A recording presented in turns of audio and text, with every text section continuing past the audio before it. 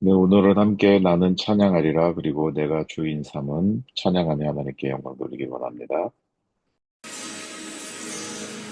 나는 찬양하리라. 주님 그 이름 찬양. 예수 크신 주 이름 나 찬양하리라.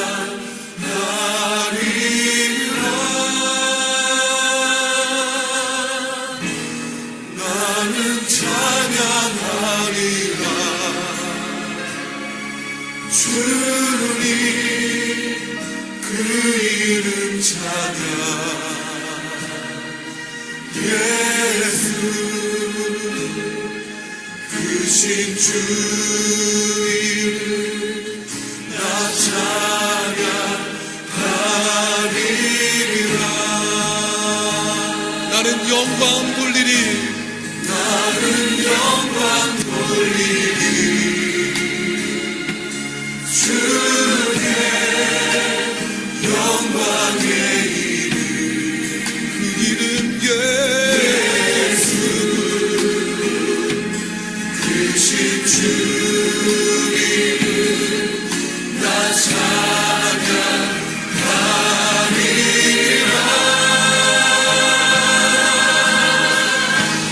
나는 영광 돌리리.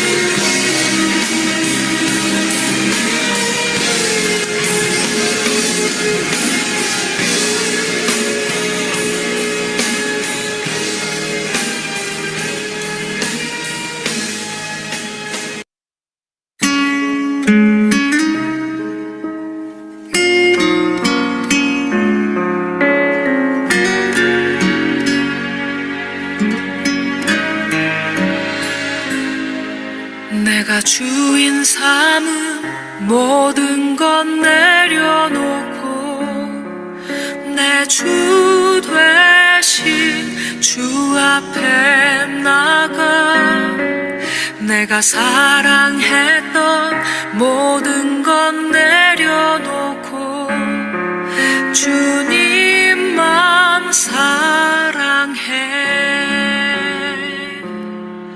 내가 주인 삼은 모든 것 내려놓고 내 주 되신 주 앞에 나가 내가 사랑했던 모든 것 내려놓고 주님만 사랑해. 주 사랑 거친 풍랑에도 깊은 바다처럼 나를 잠잠케 해. 주 사랑 내 영혼의 반석 그 사랑 위에 서리.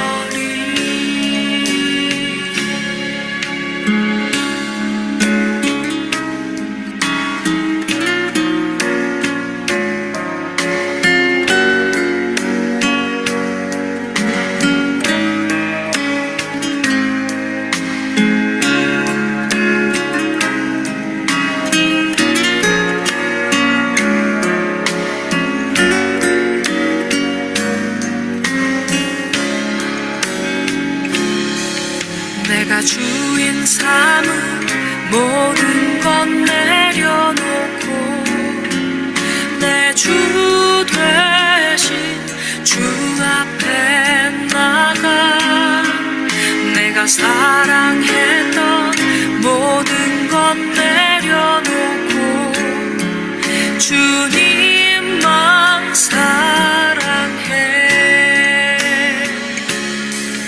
내가 주인 삼은 모든 것 내려놓고 내 주 되신 주 앞에 나가 내가 사랑했던 모든 것 내려놓고 주님만 사랑해. 주 사랑 거친 풍랑에도 깊은 바다처럼 나를 잠잠케 해. 주 사랑 내 영혼의 반석 그 사랑 위에 서리. 주 사랑 거친 풍랑에도 깊은 바다처럼 나를 잠잠케 해. 주 사랑 내 영혼의 반석 그 사랑 위에 서리. 그 사랑 위에 서리.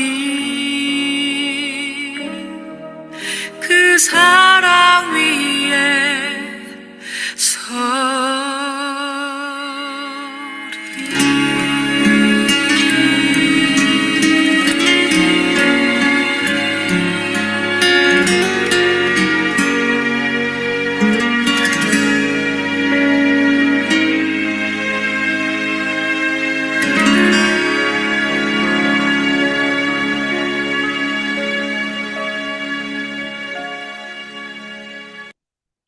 이동현 목사님 기도해 주시겠습니다.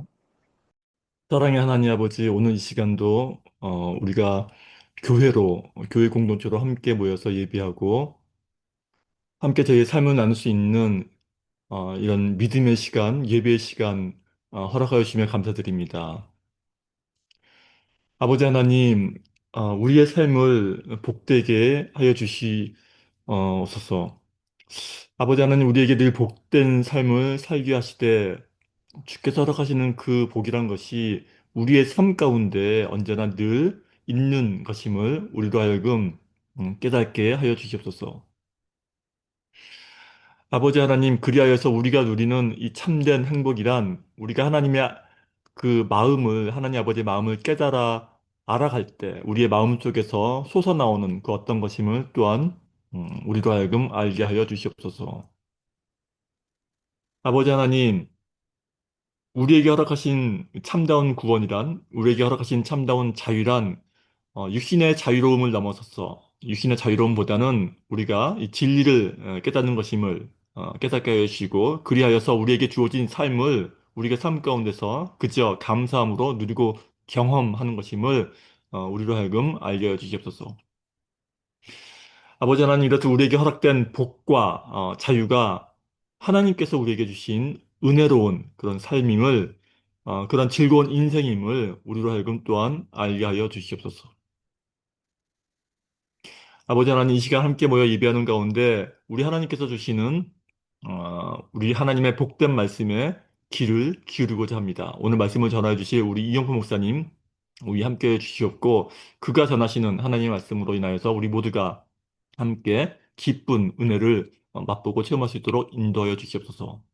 감사를 드리며 이 모든 말씀을 귀하신 우리 주님의 이름으로 기도합니다. 아멘. 네, 오늘 함께 나눌 말씀은 사무엘하 1장 26절 말씀입니다. 우리 함께 같이 읽어보도록 하겠습니다. 내 형 요나단이여, 내가 그대를 애통함은 그대는 내게 심히 아름다움이라. 그대가 나를 사랑함이 기이하여 여인의 사랑보다 더하였도다. 아멘. 네, 오늘은 이용표 목사님께서 심히 아름다운 사람이란 제목으로 말씀 전해 주시겠습니다. 지난 시간에는 한 청년을 변화시킨 바나바의 따뜻한 마음에 대해 나누었었지요. 네, 오늘도 지난 시간에 이어서 성경에 나오는 인물에 대해서 나누면서 말씀에 비춰서 우리 삶을 돌아보는 시간을 갖고자 합니다. 제가 참여하고 있는 신앙서적 독서 모임에서 하루는 어떤 분이 이런 말씀을 하셨어요. 요즘에는 예수님의 제자다운 신앙의 모범을 보이는 사람을 만나기가 참 쉽지 않다, 그런 말씀을 하셨습니다. 주위를 둘러보면 그분의 말씀과 같이 예수님의 말씀을 따라 겸손히 좁은 길을 걸어가는 그런 교인들이 많지 않은 것 같기도 해요. 멀리 볼 것도 없이 우선 제 자신부터 그런 삶을 살고 있다고 자신할 수 없을 것 같습니다. 그런데 한편 또 그분이 그런 말씀을 하게 된 배경에는 반복된 우리 교계 지도자들에 대한 실망도 있는 것 같았습니다. 그렇습니다. 물질적으로 풍요롭고 또 안정된 삶을 영위하는 오늘날의 현대 사회에서는 과거보다는 말씀대로 살아가는 삶의 모형을 찾기가 쉽지 않은 것 같습니다. 그런데 그래서 더욱 성경에 주목하게 됩니다. 성경에는 시대가 흐르고 변하여도 변치 않는 신앙의 모범들이 요즘 유행하는 말로 표현하자면 단단하게 박제되어 있기 때문입니다. 하나님께서 성경에 단단히 고정시켜 놓으셔서 어느 시대, 어느 사회이건 찾아보고 또 신앙의 모델로 삼아서 자신을 돌아보게 하는 그런 인물들이 있죠. 그 인물들 중에 오늘은 요나단이 보여준 신앙의 모범을 살펴볼까 합니다. 사울왕의 아들이자 다윗의 친구인 요나단이 보여준 신앙의 모범을 한번 살펴보겠습니다. 요나단은 사울왕의 아들이죠. 요나단 하면 여러분은 어떤 이미지가 떠오르게 되나요? 짐작하건대 우리들 대부분은 요나단에 대해서 가만히 있어도 이스라엘의 왕이 되었을 신분인데 시대를 잘못 만난 탓에 왕위를 다윗에게 내주고 전쟁터에서 쓸쓸히 죽어간 비운의 왕세자 정도로 기억하고 있지 않을까 싶습니다. 그런데 과연 그럴까요? 오늘 본문은 다윗이 요나단의 죽음을 슬퍼하면서 부른 애도의 노래에 나오는 한 구절입니다. 이 노래에서 다윗은 요나단에 대해서 자신의 형제라고 칭하면서 심히 아름다운 사람이라고 말하고 있습니다. 그리고 요나단이 자신에게 베푼 사랑이 여인의 사랑보다 더 크다고 할 정도로 기이하다 이렇게 표현하고 있습니다. 그런데 또 성경 말씀이 사람의 작품인 동시에 하나님의 작품인 점을 고려하면 요나단에 대해서 심히 아름다운 사람이라는 평가, 이 평가는 다윗의 평가만이 아니라 하나님의 평가라고도 할 수 있겠습니다. 하나님께서 심히 아름답다고 말씀하시는 이 사람의 삶은 과연 어땠을까요? 첫째, 그는 다윗 못지않은 아주 견실한 믿음과 용맹함이 있었습니다. 우리가 그를 비운의 왕세자라고 말할 때 모든 면에서 요나단이 다윗보다 부족했을 것 같지만 요나단에게도 다윗에 비견할 만한 용맹함이 있었고요. 그리고 믿음이 있었습니다. 우리는 다윗의 믿음을 이야기할 때 골리앗과의 싸움에서 다윗이 했던 말을 떠올리곤 하죠. 사무엘상 17장 44절에서 45절 또 47절에 다윗이 골리앗에게 했던 말이 나옵니다. 제가 한번 읽어보겠습니다. 사무엘상 17장 44절입니다. 그 블레셋 사람이 또 다윗에게 이르되 내게로 오라. 내가 내 살을 공중의 새들과 들짐승들에게 주리라 하는지라. 다윗이 블레셋 사람에게 이르되 너는 칼과 창과 단창으로 내게 나아오거니와 나는 만군의 여호와의 이름 곧 내가 모욕하는 이스라엘 군대의 하나님의 이름으로 내게 나아가노라. 또 47절에 보면 또 여호와의 구원하심이 칼과 창에 있지 아니함을 이 무리에게 알게 하리라. 전쟁은 여호와께 속한 것인즉 그가 너희를 우리 손에 넘기시리라. 다윗의 믿음과 용맹함을 엿보게 되는 그런 말씀이죠. 그런데 요나단도 이에 못지않은 믿음과 용맹함이 있음을 보여주는 말씀이 있습니다. 사무엘상 14장 6절에 이런 말씀이 나옵니다. 요나단이 자기의 무기를 든 소년에게 이르되 우리가 이 할례 받지 않은 자들에게로 건너가자. 여호와께서 우리를 위하여 일하실까 하노라. 여호와의 구원은 사람이 많고 적음에 달리지 아니하였느니라. 이스라엘 군대가 기브아라고 하는 곳에서 블레셋 군대와 대치하고 있는 상황에서 요나단이 자기의 무기를 든 소년과 함께 적진으로 뛰어듭니다. 겉보기에는 전혀 승산이 없는 그런 기습이었지만 요나단은 여호와의 구원이 사람의 많고 적음에 달리지 않았다는 믿음의 고백을 하면서 블레셋 진영으로 들어갔습니다. 그리고 마침내 블레셋 군대에 큰 혼란을 야기해서 이스라엘 군대가 큰 승리를 하는데 결정적인 기여를 하게 됩니다. 여호와의 구원이 사람의 많고 적음에 달리지 않았다는 이와 같은 요나단의 고백은 여호와의 구원이 칼과 창에 있지 않다는 다윗의 고백을 연상하게 만듭니다. 그리고 요나단 역시 다윗과 같이 그 믿음대로 행했던 사람입니다. 요나단의 아름다움은 이와 같이 하나님의 주권을 신뢰하는 굳건한 믿음과 그 믿음대로 실천하는 믿음의 열매가 바탕이 되었던 것입니다. 다음으로 요나단은 사람을 순수한 마음으로 사랑하는 그런 사람이었습니다. 다윗이 골리앗을 죽이고 돌아왔을 때 요나단은 다윗이 사울왕 앞에 나와서 사울과 나누는 대화를 지켜보게 됩니다.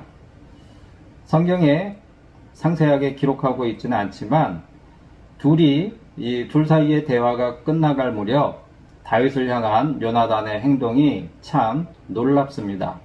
사무엘상 18장 1절에서 4절 말씀을 보면 이렇게 나옵니다. 다윗이 사울에게 말하기를 마침에, 지금 골리앗과 싸우고 나서 돌아온 상황에서 사울하고 대화를 나눈 그것을 이제 마쳤다, 그 상황입니다. 다윗이 사울에게 말하기를 마침에 요나단의 마음이 다윗의 마음과 하나가 되어 요나단이 그를 자기 생명같이 사랑하니라.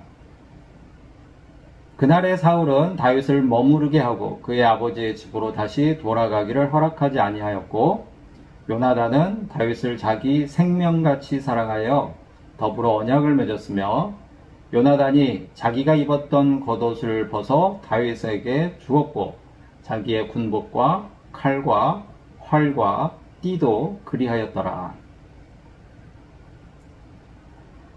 다윗의 말을 듣던 요나단이 다윗의 마음과 하나가 되었다, 이렇게 나오고, 또 다윗을 자기의 생명을 아끼듯 사랑하게 되었다, 이렇게 말씀하고 있습니다. 그리고 그 사랑을 그냥 마음으로만 품고 있었던 것이 아니라 언약을 맺음으로써 다윗과 분명히 하였고요. 나아가 자신의 겉옷과 군복과 칼 그리고 활과 띠를 다윗에게 주고 있습니다. 사실 이스라엘이, 사울왕이 이스라엘의 초대 왕이죠. 역사적으로 보면 왕정 초기에는 왕권이 그렇게 강하게 확립되지 않았을 시기였습니다. 그렇다 하더라도 유력 가문도 아닌 베들레헴 촌동네에서 온 다윗을 보통의 경우라면 그가 아무리 큰 공을 세웠다 하더라도 왕세자로서, 왕의 아들로서 얼마든지 아랫사람 대하듯 하면서 차별할 수 있었겠지만, 요나단은 전혀 그렇게 하지 않았습니다. 골리앗을 물리치고 나서 원래 계획이 없던 궁궐 생활을 시작하게 된 다윗에게 요나단은 자신의 신분을 상징하는 물건들을 기꺼이 나누어주고 있는 것이죠. 이런 모습에서 요나단이 얼마나 순수한 마음으로 사람을 대하고 차별하지 않고 자신의 소유를 나누는 그런 삶을 살았는지 알 수 있습니다. 이 역시 요나단이 지닌 아름다움이었다라고 말할 수 있겠습니다. 다음으로 요나단은 어려움에 처한 사람이 하나님을 의지하도록 돕는 삶을 살았습니다. 사울은 집요하게 다윗의 생명을 노렸죠. 다윗은 그런 사울을 피해서 늘 도망치면서 살아야 했습니다. 그러므로 아무리 믿음이 충만한 다윗이라 할지라도 때로는 몸이 지치고 또 두려움에 마음이 약해질 때가 있었습니다. 다윗의 그런 마음 상태를 우리는 그가 노래한 시편을 통해서 알 수 있죠. 그런 과정에서 다윗이 십광야라는 곳에 숨어 있을 때였습니다. 요나단이 그를 찾아갑니다. 사무엘상 23장 15절에서 18절 말씀입니다. 다윗이 사울이 자기의 생명을 빼앗으려고 나온 것을 보았으므로 그가 십광야 수풀에 있었더니, 사울의 아들 요나단이 일어나 수풀에 들어가서 다윗에게 이르러 그에게 하나님을 힘있게 의지하게 하였는데, 곧 요나단이 그에게 이르기를 두려워하지 말라. 내 아버지 사울의 손이 내게 미치지 못할 것이요 너는 이스라엘의 왕이 되고 나는 내 다음이 될 것을 내 아버지 사울도 안다 하니라. 두 사람이 여호와 앞에서 언약하고 다윗은 수풀에 머물고 요나단은 자기 집으로 돌아가니라. 숨어있는 다윗을 찾아갔을 때 요나단이 한 것은 다윗으로 하여금 하나님을 어떻게 했죠? 하나님을 힘있게 의지하게 했다, 이렇게 말씀하고 있습니다. 열악한 환경 속에서 두려움에 떨고 있을 다윗에게 요나단은 그 무엇보다 다윗이 하나님을 힘있게 의지하도록 도왔던 그런 사람입니다. 그런데 하나님을 의지하도록 돕는 이 말이 결코 그냥 빈말로 끝난 것이 아니었어요. 우리가 흔히 어려움에 처한 사람을 보면 기도할게요 그냥 이렇게 얘기하고 지나가는 경우가 많죠. 물론 그 말 자체가 잘못된 건 아닙니다. 그런데 때로는 그냥 상투적인 표현으로 그런 말을 할 때가 있는 것도 같습니다. 요나단도 그럴 수 있죠. 그런데 요나단은 결코 빈말로 한 것이 아니었습니다. 요나단은 하나님께서 다윗을 지키셔서 그를 이스라엘의 왕이 되게 하실 것이라는 사실을 다윗에게 확리시켜주고 있습니다. 그런데 사실 요나단이 누굽니까? 왕국의 제2인자 아닙니까? 엄밀히 따져서 다윗과는 왕권을 놓고 경쟁을 하는 그런 위치에 있는 사람인데, 그런 사람이 찾아와서는 지금 도망다니고 있는 다윗을 찾아와서는 네가 왕이 되고 나는 그 다음이 될 것이니까 두려워하지 말라, 그런 말을 하고 있는 것이죠. 그리고 말뿐이 아닌 행동으로 보여주고 있습니다. 요나단은 다시금 다윗과 언약을 맺음으로써 다윗에게 힘을 불어 넣어주고 있는 것이죠. 요나단이 이렇게 하는 까닭은 바로 다윗으로 하여금 힘있게 하나님을 의지하게 만들기 위함인 것입니다. 사랑하는 성도 여러분, 하나님께서 인정하는 아름다운 사람은 남들 앞에서 자신이 가진 것을 드러내고 뽐내며 자랑하는 사람이 아니라 자신의 주변 사람들로 하여금 힘있게 하나님을 의지하도록 돕는 그런 사람입니다. 요나단을 보면서 저는 제 주변 사람들이 얼마나 하나님을 의지하게 만들고 있는지 돌아보게 됩니다. 요즘 교회에 다니는 많은 사람들이 주변 사람들로 하여금 하나님을 의지하게 만들기보다는 오히려 하나님을 부정하게 만들죠. 하나님을 불신하게 만들고, 그래서 하나님을 떠나게 만드는 그런 것을 오히려 더 잘하고 있는 것 같아서 안타깝습니다. 저 역시 그럴 수 있죠. 교회에서 사람들에게 하나님보다는 세상을 의지하게 만드는 것 같아서 때로는 또 안타깝습니다. 다음으로 요나단은 목숨을 다해서 불의에 맞섰던 사람입니다. 사무엘상 20장 30절에서 34절 말씀을 보면 이렇게 나옵니다. 사울이 요나단에게 화를 내며 그에게 이르되 회영무도한 계집의 소생아, 내가 이새의 아들을 택한 것이 내 수치와 내 어미의 벌거벗은 수치됨을 내가 어찌 알지 못하랴. 이새의 아들이 땅에 사는 동안은 너와 내 나라가 든든히 서지 못하리라. 그런즉 이제 사람을 보내어 그를 내게로 끌어오라. 그는 죽어야 할 자인이라 한지라. 요나단이 그의 아버지 사울에게 대답하여 이르되 그가 죽을 일이 무엇이니까? 무엇을 행하였나이까? 사울이 요나단에게 단창을 던져 죽이려 한지라. 요나단이 그의 아버지가 다윗을 죽이기로 결심한 줄 알고 심히 노하여 식탁에서 떠나고 그 달의 둘째 날에는 먹지 아니하였으니 이는 그의 아버지가 다윗을 욕되게 하였으므로 다윗을 위하여 슬퍼함이었더라. 사울왕이 다윗을 죽이려고 했을 때 아들 요나단이 다윗을 돕고 있다는 것을 사울이 알게 됩니다. 그리고 요나단에게 몹시 화를 내고 있습니다. 이새의 아들 곧 다윗 때문에 요나단이 왕위를 물려받지 못하게 될 것이라는 이 사울왕의 말은 지금 요나단에게 그렇게 얘기했죠. 사울왕의 이 말은 어떤 면에서는 지극히 상식적이고 정상적인 말입니다. 약육강식의 세상에서 살아남는 방법을 따른다면 말이죠. 하지만 요나단은 아버지 사울왕 앞에서 당당히 다윗을 변호하고 있습니다. 그가 죽을 일이 무엇입니까? 도대체 그가 무엇을 행하였기에 그를 죽이려고 하는 것입니까? 아버지, 이렇게 얘기하는 것이죠. 그러자 사울이 이제는 요나단마저 죽이려고 창을 던졌습니다. 이에 요나단은 분노했고 다윗을 생각하면서 슬퍼했다, 이렇게 말씀하고 있는 것이죠. 요나단은 다윗을 죽이려는 아버지 사울 왕의 행위가 잘못된 것임을 알고 있었습니다. 비록 상대방이 아버지일지라도 그는 그 불의에 당당하게 맞섰습니다. 자신의 생명이 위협을 받으면서까지도 말이죠. 요나단의 아름다움에는 이와 같이 불의에 대한 분노와 또 불의에 억압받는 자에 대한 슬픔이 있었습니다.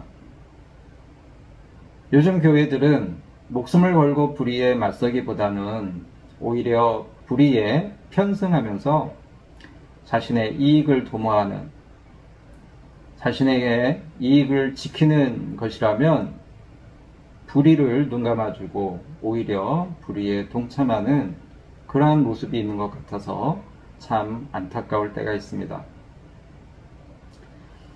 다음으로 요나단은 불의한 사람에게도 자신의 도리를 다한 그런 사람입니다. 사울이 왕이 된 이후에 그는 자신의 잘못된 처신으로 인해서 하나님으로부터 버림을 받지요. 자신의 본분을 잊고 직접 제사를 드리기도 하고, 제사는 제사장만 드릴 수 있는 건데 직접 자기가 제사를 드렸습니다. 그리고 하나님의 명령을 따라서 아말렉을 공격을 해서 쳤을 때 하나님은 모든 것을 진멸하라, 이렇게 말씀하셨는데 그 말씀을, 그 명령을 어기기도 했습니다. 좋은 것들은 남겨놓고 안 좋은 것들은 다 진멸하고, 그리고는 그 잘못을 지적하는 선지자 앞에서 변명으로 일관했죠. 그리고 무엇보다 무고한 다윗을 죽이기에 혈안이 돼 있었습니다. 요나단은 가까이에서 사울왕, 아버지 사울왕의 이런 모습을 다 지켜보았을 것입니다. 그리고 하나님께서 사울왕을 버렸음을 알게 되었습니다. 사무엘상 15장 20절에서 23절 그리고 34절에서 35절 말씀에 이렇게 나옵니다.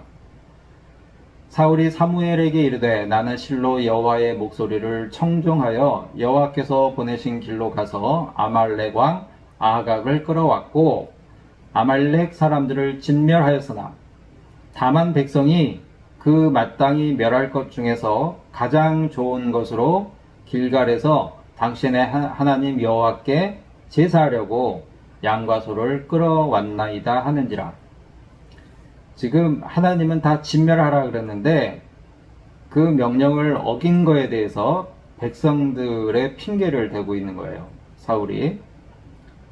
그러자 사무엘이 말합니다. 사무엘이 이르되 여호와께서 번제와 다른 제사를 그의 목소리를 청종하는 것을 좋아하심 같이 좋아하시겠나이까. 순종이 제사보다 낫고 듣는 것이 순양의 기름보다 나으니 이는 거역하는 것은 점치는 죄와 같고 완고한 것은 사신 우상에게 절하는 죄와 같음이라. 왕이 여호와의 말씀을 버렸으므로 여호와께서도 왕을 버려 왕이 되지 못하게 하셨나이다 하니. 그리고 이제 뒤로 34절에 가면 또 이런 말씀이 나옵니다. 이에 사무엘은 라마로 가고 사울은 사울 기브와 자기의 집으로 올라가니라. 사무엘이 죽는 날까지 사울을 다시 가서 보지 아니하였으니 이는 그가 사울을 위하여 슬퍼함이었고 여호와께서는 사울을 이스라엘 왕으로 삼으신 것을 후회하셨더라. 이 말씀은 아말렉을 진멸하라고 하신 하나님의 명령을 왜 어겼느냐라고 하는 말에 사울이 하는 변명을 담고 있습니다. 이에 하나님은 순종이 제사보다 낫고 듣는 것이 순양의 기름보다 낫다는 말씀을 하시면서 사울왕을 버렸다, 이렇게 말씀하고 계시죠. 이 일은 다윗이 골리앗을 물리치고 정계에 입문하기 전에 있었던 일입니다. 안 그래도 하나님으로부터 버림을 받았는데 다윗의 등장으로 시기 질투 그리고 위기감이 극에 달해서 다윗을 죽이려고 기를 쓰고 한편으로는 우울증과 불면증에 시달리고 있는 아버지 사울왕을 지켜보는 장남 요나단의 심정은 어땠을까요? 비록 아버지의 불의에 맞서 다윗을 돕긴 했지만 요나단은 끝까지 아버지의 곁을 지키면서 전쟁터에서 아버지와 함께 생을 마감했습니다. 비록 불의한 아버지였지만 그는 아들된 도리를 다했던 것이죠. 아버지와 다윗 사이에서 차라리 궁궐을 떠나서 다윗에게 갈 만한데도 요나단은 끝까지 아버지와 함께 있었습니다. 그렇게 아들의 도리를 다한 것입니다. 요나단의 아름다움에는 비록 불의한 아버지이긴 했어도 인륜을 저버리지 않고 아들의 도리를 다한 도심도 새겨져 있는 것입니다. 사랑하는 성도 여러분, 다윗이 그리고 하나님이 심히 아름답다고 하신 사람 요나단의 삶을 잠시 살펴보았습니다. 요나단의 마지막은 비참했습니다. 전쟁에서 블레셋 사람들에게 죽임을 당하고 그 시신이 블레셋 사람들에 의해서 성벽에 아버지와 함께 걸리는 그러한 모습으로 결국 생을 마감했습니다. 그의 마지막이 비참했기에 우리는 그를 비운의 왕세자라고 부릅니다. 하지만 그 삶의 마지막이 어땠는지가 그 삶 전체를 평가하는 기준이 되지 못함을 하나님은 우리에게 알려주고 계십니다. 얼마 전에 큰 지진이 일어나서 지금도 복구하느라 너무 고생이 많은 베네수엘라가 생각이 납니다. 그 지진으로 얼마나 많은 사람들이 비참하고 허망하게 생을 마감하게 되었을까. 또 아직도 끝나지 않은 곳곳에 전쟁이 있죠. 주변 국가에 분쟁이 있고요. 그 과정 속에서 또 얼마나 많은 사람들이 비참하고 허망한 죽음을 맞이하게 될까. 그런데 비록 그 죽음 자체는 슬프고 안타깝지만 우리 눈에 비참하게 보일 뿐 그렇게 죽음을 맞이하는 사람들 중에도 하나님께서 보시기에는 아름다운 사람들이 있습니다. 비록 인간의 눈에는 슬프고 아플지라도 그 안에 하나님께서 만드신 아름다움이 있을 수 있습니다. 요나단은 그 아름다움을 볼 줄 알았기에 아름다운 삶을 살 수 있었던 것 아닐까 이런 생각을 해봅니다. 웰빙을 넘어서 웰다잉이 화두가 된 요즘 세상입니다. 생의 마지막을 잘 준비하는 것도 중요하고 지혜로운 것이겠지만 무엇이 우리 인생을 진정으로 아름답게 하는지에 대해서 생각해 볼 수 있기를 바랍니다. 우리 좋은 친구 교회 믿음의 공동체에 속한 모든 지체들 그리고 인터넷으로 예배에 참여하는 모든 분들이 삶이 하나님 보시기에 심히 아름답기를 소망합니다. 다 같이 기도하시겠습니다.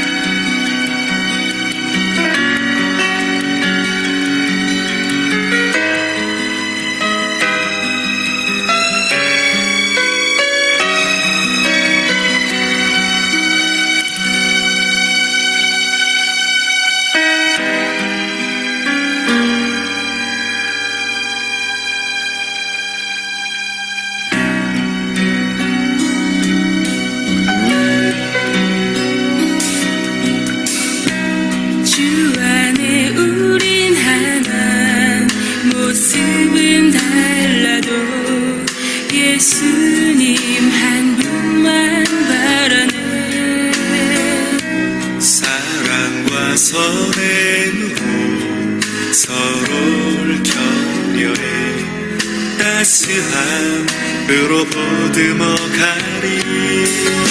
주님 우리 안에 함께 하시니 형제 자매의 기쁨과 슬픔 느끼네.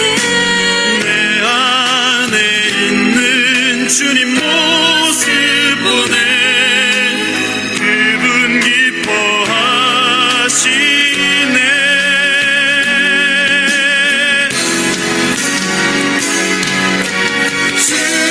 주님을 통해 계획하신 일 부족한 입술로 찬양하게 하시니. 주님을 통해 계획하신 일 너를 통해 하실 일 기대해.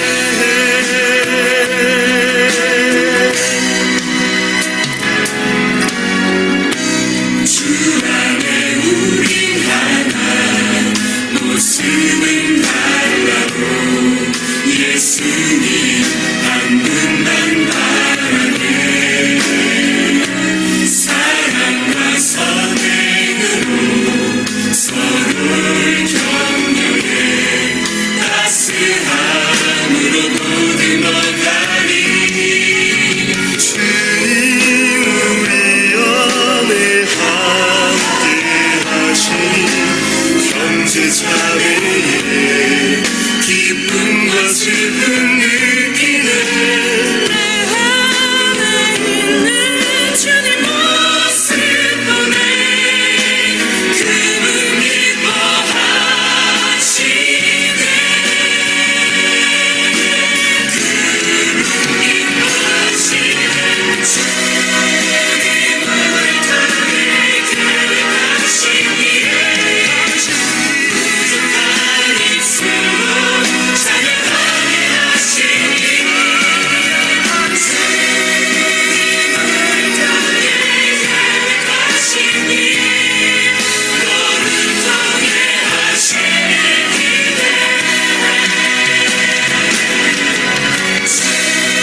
주님을 통해 계획하신 일 부족한 입술로 찬양하게 하시니.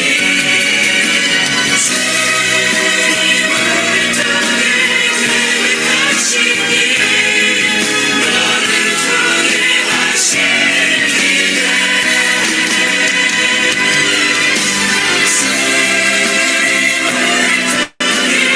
계획하신 일 부족한 입술로 찬양하게 하시니. 주님을 통해 계획하신 일 너를 통해 하실 기대.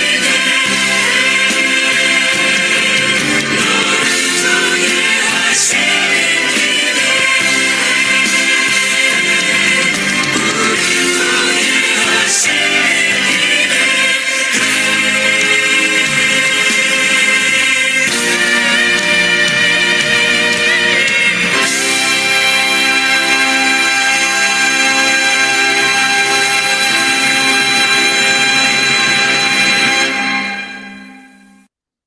이용표 목사님 축도해 주시겠습니다.